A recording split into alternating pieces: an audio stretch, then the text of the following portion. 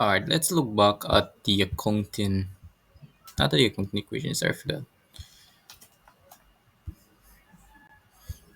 Let's look at the double entry system for expenses and revenues in a business. So, in order to calculate the new capital, it will be drastically necessary for the accountant to calculate profit or losses. Normally, the final account outlined in the finals net profit dash or loss is calculated once a year because of the time required to gather all the necessary information. However, some businesses calculate it every 6 months, and this is usually in relation to big businesses like conglomerates, franchises, and multinational or national cooperation and agencies.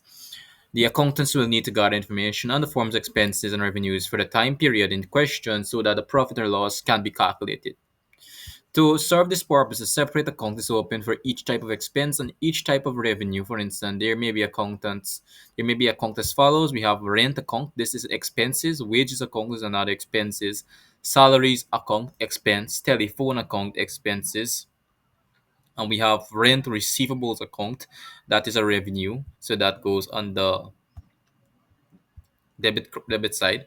We debit, and for every debit entry that is in relation to anything. Debit means you are increasing revenue, and for example expenses mean that you're decreasing in your income, so that would be credited. So they have the postages account, which is another expense. The stationary account is an expense. The insurance account is another expense, and expenses, that's we have motor expenses account, and we have general expenses account. So something that you should really note or take into consideration drastically. Just think that some notes that you could take in relation to everything else. Let's zoom up a bit.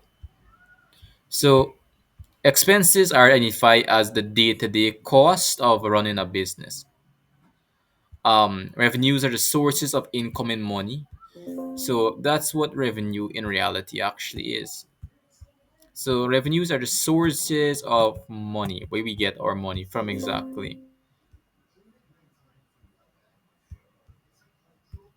So then we have infrequent or small items of expense that are usually put into sundry expenses account or the general expenses account. So anything that is very small, mediocre, that goes into the sundry expenses or a general expenses account. So these are items that are very small, like for example, pencils, pens, and what's not.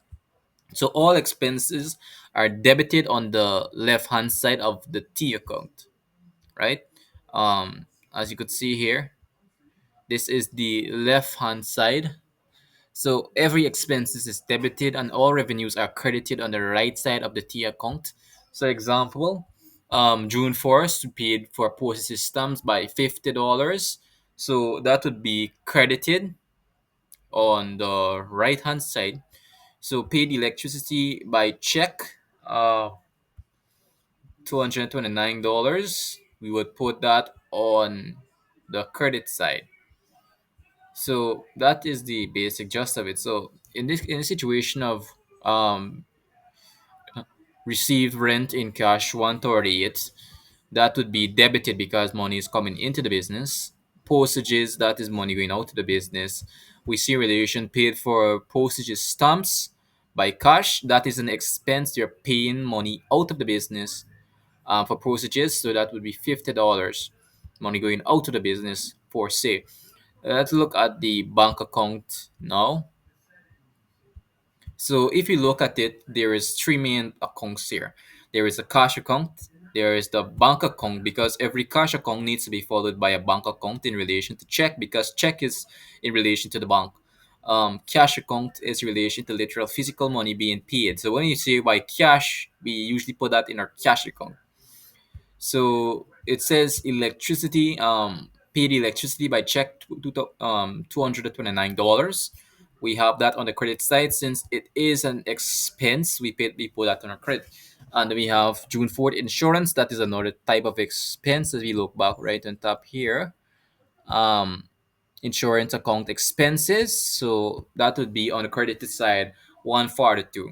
So for every debit entry, there is a credit, there's a related, for every debit entry, there is a credit entry, right? So there's something that you need to know when it comes back down to the T account. So let's look at further information. So June 4th, we have paid insurance by check, 142.